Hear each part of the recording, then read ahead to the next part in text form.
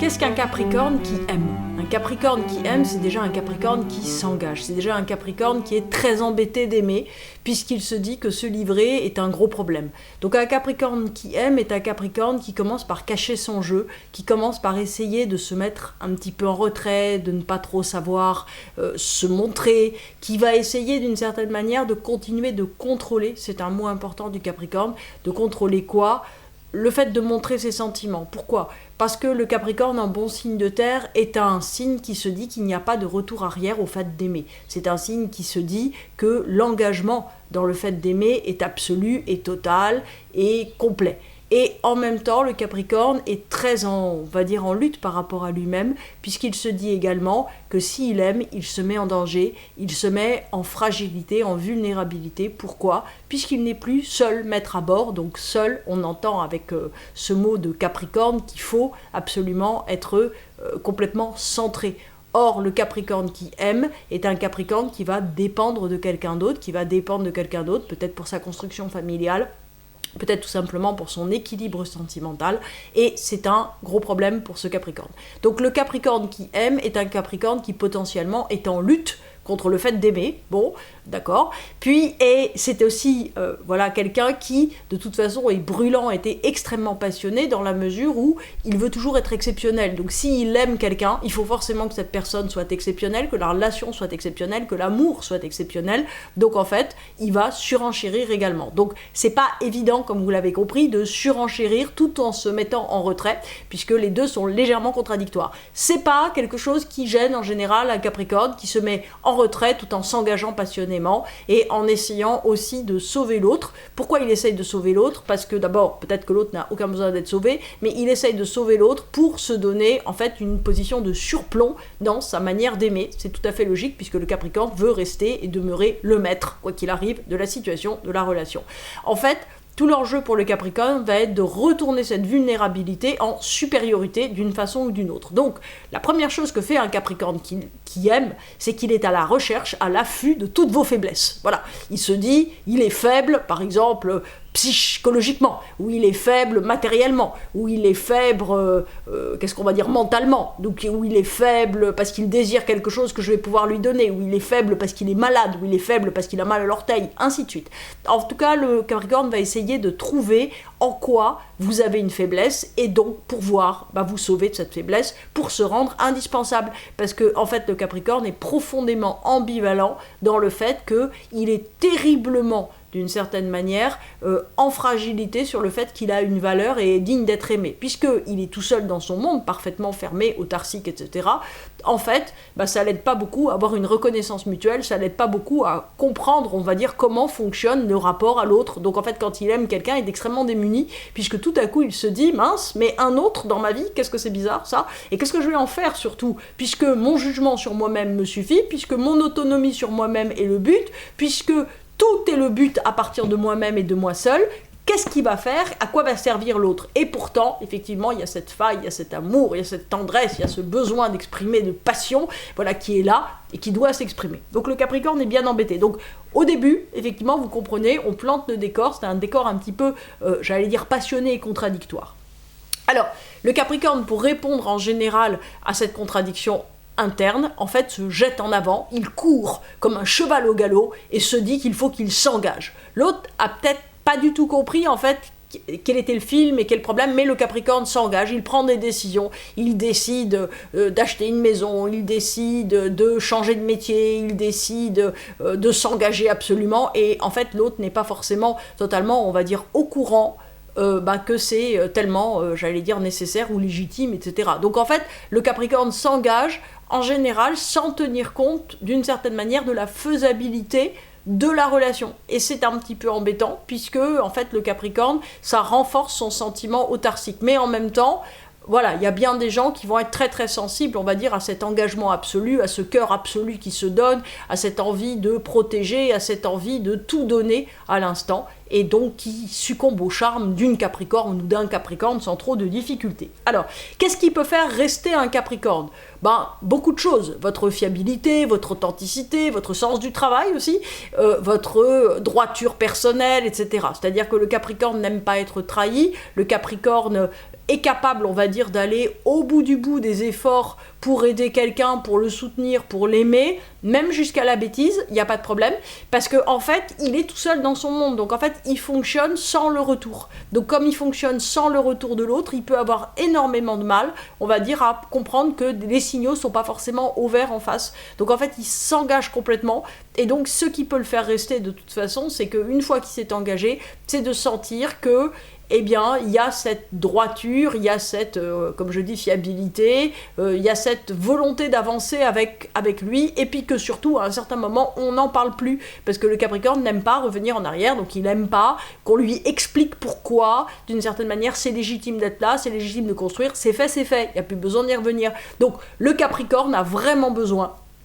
à un moment, de sentir que c'est sans discussion, que vous resterez avec lui, non seulement pour cette incarnation, mais pour les 30 incarnations à venir au minimum. Donc ça, c'est une chose fondamentale. Donc qu'est-ce qui peut faire partir un Capricorne ?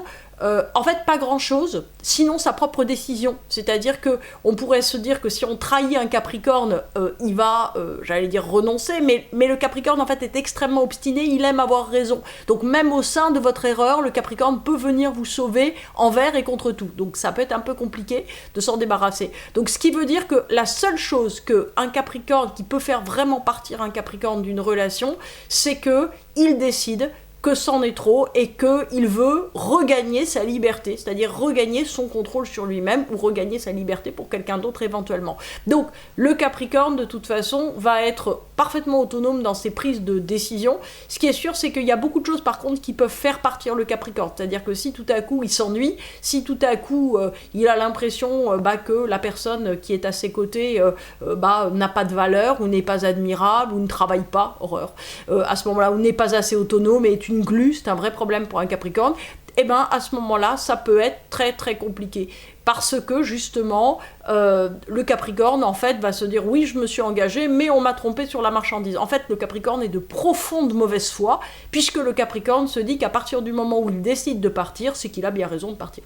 Donc, en fait, ce qui est très compliqué à comprendre quand vous aimez, si on se met de l'autre côté, de l'autre côté, on va dire, du bord du fleuve, quoi. Si on aime un Capricorne, en fait, on ne comprend pas ses motivations. Pourquoi ? Parce que les motivations du Capricorne sont internes au Capricorne et ne sont pas, en échange avec la réalité. En fait, la réalité est extrêmement secondaire. C'est-à-dire que de toute façon, il avance seul, quoi qu'il arrive, il se décide seul, il se détermine seul, il sait ce qu'il a à faire, il tient son objectif, ses principes, ses valeurs, et voilà.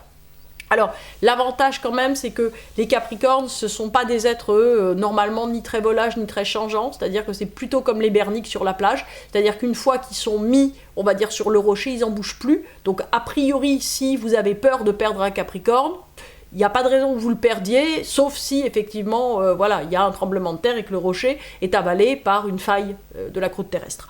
Mais, en dehors de ça, ça peut aller. Donc, voilà, donc le Capricorne a une certaine stabilité, c'est vrai que le Capricorne est plutôt un être assez solitaire, ou en tout cas assez autonome, mais en même temps, comme il est très sensible, il a besoin de pouvoir s'appuyer sur des gens fidèles autour de lui, alors bien sûr dans la sphère sentimentale, mais également dans les amitiés. Il n'a pas besoin de beaucoup, c'est un peu comme un cactus, c'est-à-dire qu'il suffit de lui donner 4 gouttes d'eau tous les 6 mois, et il se porte bien, il fait des super fleurs une fois tous les 10 ans, voilà. Donc en fait, le Capricorne, il est assez économique, mais par contre, il a vraiment besoin, on va dire, de stabilité, et il a besoin d'une certaine manière d'être, j'allais dire, très structuré par les relations autour de lui, c'est-à-dire qu'il a vraiment besoin de ne pas les remettre en cause. Donc ce qui est certain, c'est qu'un Capricorne qui est obligé, on va dire, de se séparer, de se différencier, de quitter quelqu'un de proche, que ce soit un parent, un enfant, un mari, une femme, des amis, c'est quelque chose qui reste pour lui comme une épine dans la chair et qui est donc très violent,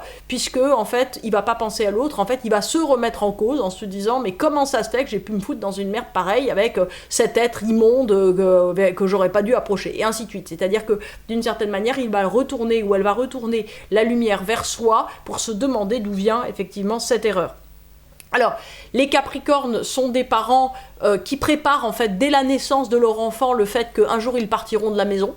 Donc en fait ce sont des êtres qui sont extrêmement sensibles, qui vont pleurer devant le bébé de 3 mois le fait qu'un jour il quittera la maison, même si on n'y est pas tout de suite, et en fait qui ont une tendance d'une certaine manière à pousser dehors leurs enfants tout en regrettant amèrement qu'ils soient plus là. Vous me direz, c'est très logique, oui pour un Capricorne c'est très logique, mais en tout cas il y a cette, j'allais dire ce surinvestissement affectif, cette énorme, j'allais dire gentillesse, présence, cadrage, accompagnement, et en même temps cette volonté que l'enfant devienne autonome. Pourquoi ? Parce que la qualité primordiale de l'être humain est l'autonomie. Donc ce qui est certain, si vous voulez, c'est que un Capricorne qui ne sent pas quelqu'un qu'il aime autonome est extraordinairement décontenancé, j'allais dire décomposé, puisque si vous voulez, la qualité fondamentale de l'être n'est pas là. Bon. Alors, ce sont des êtres qui sont à la fois très ambivalents par rapport au lien avec leur famille, puisque à la fois ils sont très traditionnels, c'est-à-dire qu'ils ont leur famille, mais leur famille, elle peut être composée de 4 voisins, 5 personnes qui habitent à côté et 3 amis de toujours, hein. C'est pas forcément des familles classiques, mais les Capricornes en fait sont très fidèles à leur entourage, et ils ont envie qu'on soit fidèle à eux aussi et qu'on fasse pas d'histoire. Donc en fait, le Capricorne, il aime avant tout la stabilité, et il va être capable en fait d'aller très loin pour maintenir quelque chose même de non satisfaisant pourvu que ça dure. D'une certaine façon, il préfère la stabilité même inadaptée, même non confortable, à quelque chose qui serait mieux mais qui supposerait des périodes de trouble. Voilà. Donc ça c'est la structure du Capricorne. Donc le lien à l'univers, pour finir, et à la nature, qui est évidemment, j'allais dire, fondamental. Pourquoi ? Parce que le Capricorne, il veut être autonome en lui-même, comme un petit cosmos, en fait. C'est-à-dire qu'il veut tout enrégimenter dans sa vie, il veut que chaque chose sache exactement à quoi elle est dédiée. En fait, il veut tout organiser. Il veut avoir, en fait, j'allais dire, être le soleil de son petit cosmos. Il veut que tout aille, d'une certaine manière, pas forcément comme il l'a décidé, mais que les choses se présentent comme des rouages d'horloge, de manière à pouvoir, au fond, ne plus y penser. C'est-à-dire que la logique du Capricorne, c'est de faire avaler le temps, hein. On sait que Saturne est le maître du Capricorne, donc ce qui signifie qu'il veut devenir maître du temps, maître des horloges, complètement. Parce que, d'une certaine manière, en étant complètement maître du temps, il arrive, au fond, à se détendre et à se libérer du temps, puisque son problème est de basculer dans l'éternel pour rejoindre l'immensité. Puisque le Capricorne est un être fait de responsabilité, de travail, d'effort, d'engagement, en vérité, il aspire à tout ça, voyez, comme un gradus, effectivement spirituel, justement pour se libérer du lien avec la matière, pour s'élever vers le ciel.